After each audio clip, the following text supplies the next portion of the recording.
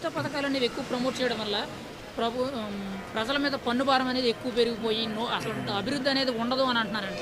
అది ఎంతవరకు చెప్పొచ్చు అంటారు మీరైతే? పనుల భారం ఎక్కువైతుంది కదా, మరి అభివృద్ధి ఎక్కడ జరుగుతుంటుంది? ఓకే. ఇక అభివృద్ధి జరగదు. ఓకే. ప్రజలకు అప్పులు చేసిపోతే అభివృద్ధి జరగదు కాబట్టి చాలా నష్టమే జరుగుతుంది ఇక్కడ. నష్టమే జరుగుతుంది. చాలా నష్టం, బాగా నష్టం. గత ప్రభుత్వంతో పోలితే ఏమైనా అభివృద్ధి చేయగలరు అనుకుంటారా? ఓన్లీ ఉచిత పథకాలతోనే ప్రభుత్వాన్ని నడుపుతారనుకుంటారా? టీఆర్ఎస్ ప్రభుత్వంలో అప్పులైంది వాస్తవం, అభివృద్ధి అయింది 50%, తెలంగాణ అభివృద్ధి అయింది వాస్తవం. ఓకే. అదే ఓకే. ఓకే. కానీ ఇక్కడ ఏమైందంటే ఇక్కడ అభివృద్ధి మొత్తం అయితే మేము అధికారం రావాలి, ఏదేమైనా సరే అధికారాలని ఆ 410 హామీలు అట్లా ఉన్నాయి. 6 గ్యారెంటీల పదవి ఇట్లా చేస్తారు.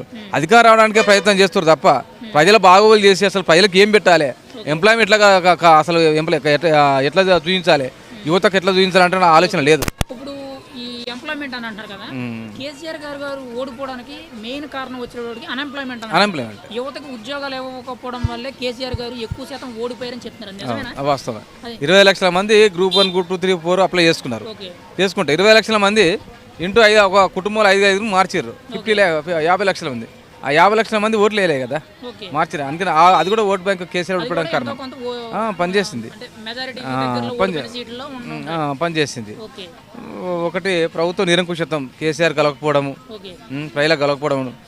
మళ్ళీ ఏ మంత్రి కూడా పవర్స్ లేక only Harish Rao plus only KTR మాత్రమే, వాళ్ళిద్దరు రాస్తేనే పనులు జరగడం తప్ప ఇవ్వలే పనులు జరగకపోవడం. కాబట్టి ఆ మంత్రులు కూడా నిమిత్తం మాత్రమే ఉండడం అంతే, ఉన్నారు అంతే. దానివల్ల ఏ ప్రయోజనం లేదు.